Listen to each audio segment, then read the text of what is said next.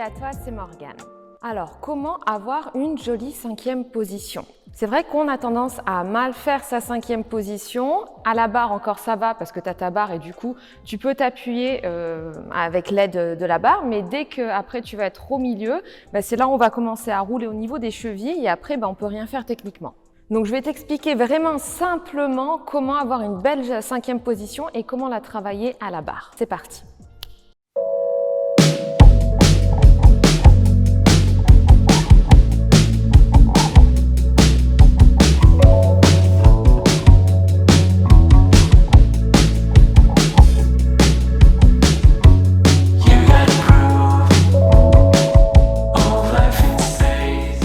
Alors, la chose vraiment primordiale en cinquième position, et je le répète, surtout avec tous mes élèves, c'est à chaque fois que tu vas te mettre en cinquième position, peu importe ton en dehors, ton ouverture de hanche. Bien sûr que plus tu es en dehors, plus ton ouverture est ample, plus facile ta cinquième va être pour toi, bien entendu. Mais même si tu es un petit peu fermé et que tu es un peu en dedans, c'est toujours possible d'avoir un minimum de cinquième position.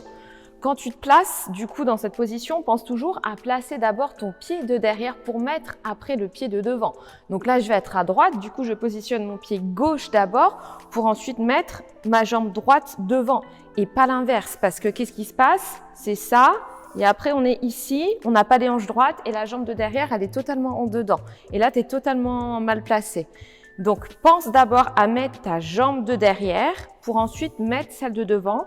Et là, tu n'as plus besoin de faire comme ça avec les hanches parce que ça, je pense que tu dois le voir. Tu dois même le faire souvent, je l'ai fait également, de t'aider avec tes hanches pour pouvoir bien te mettre en cinquième position. On arrête ça, jambe de derrière, jambe de devant, on ne bouge plus, on est préparé, 5, 6, 7, 8 et on y va. Deuxième chose que tu vas devoir travailler et t'enlever de la tête, c'est vouloir te mettre parfaitement à 180 degrés avec tes deux jambes. Ce n'est pas nécessaire d'être comme ça, de toucher les orteils. Si tu peux, tant mieux. Mais par contre, si tu peux pas, il vaut mieux que tu croises un chouïa moins la jambe de devant et que celle de derrière soit vraiment plus en dehors, plutôt que faire ça et après pivoter comme ça la jambe de derrière. C'est ce que je vois énormément. Ça veut dire que tu n'as pas encore l'ouverture, l'en dehors pour rester encore dans une cinquième parfaite à 180 degrés avec tes deux jambes. C'est pas grave. Tu croises moins ta jambe de devant, mais par contre, tu penses vraiment à ta jambe de derrière. Ta jambe de derrière, c'est ton socle. C'est là, ce sont tes appuis. Et après, tu peux faire ce que tu veux avec ta jambe qui est ici. C'est pour ça qu'après, ça va être difficile quand tu vas lâcher ta barre. Donc, jambe de derrière, c'est vraiment la plus importante. C'est ton tronc, c'est ton centre. Pour la troisième astuce, pense toujours à tes 3 points dans le centre. C'est aussi valable dans ta première position. Lorsque tu te mets comme ça, pense pas à mettre ton poids du corps seulement au niveau du gros orteil ou uniquement au niveau du petit orteil ou uniquement au niveau du talon. Pense toujours à tes 3 points dans le centre, dans le sol, pardon. Gros orteil, petit orteil et talon. C'est la même chose en cinquième position. Tu es ici, essaie de sentir tes 3 points dans le sol. Croise un petit peu moins ta cinquième position comme je l'ai dit avant.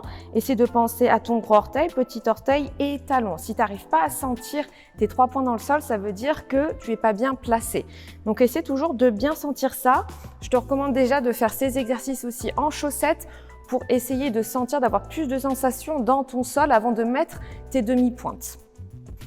Et pour les 2 dernières astuces, 4e astuce, ça va être déjà de travailler un petit peu plus justement, comme je l'ai dit maintenant, en chaussettes. Pourquoi? Parce que si tu as tendance à mal te positionner en 5e position, avec tes demi-pointes, tu auras moins de sensations. Alors, tu peux les mettre bien sûr après. Moi, c'est vrai que en cours de danse, par exemple, quand j'étais danseuse professionnelle, je faisais les 2-3 premiers dégagés en chaussettes et après, je mettais mes demi-pointes pour faire les continuer, les jeter, les ronds de jambes, etc. Pourquoi? Parce que justement, tu as plus de sensations et ça m'évitait de partir comme ça pour rouler en avant ou en arrière parce que j'arrivais pas à sentir mes 3 points dans le sol. Comme ça, je commençais mon cours de danse, j'essayais bien de sentir mes 3 points dans le sol. Hop, avec les chaussettes, c'est vrai qu'on sent un petit peu plus. Je travaillais un peu plus ma demi-pointe, pointe, demi-pointe ferme, etc. Et après, je passais, je mettais mes demi-pointes et j'avais plus de sensations.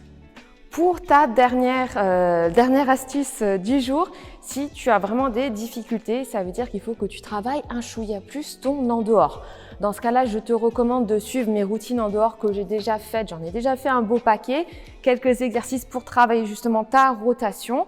Pourquoi? Parce que la rotation externe, l'en dehors, ça vient vraiment du haut de ta jambe.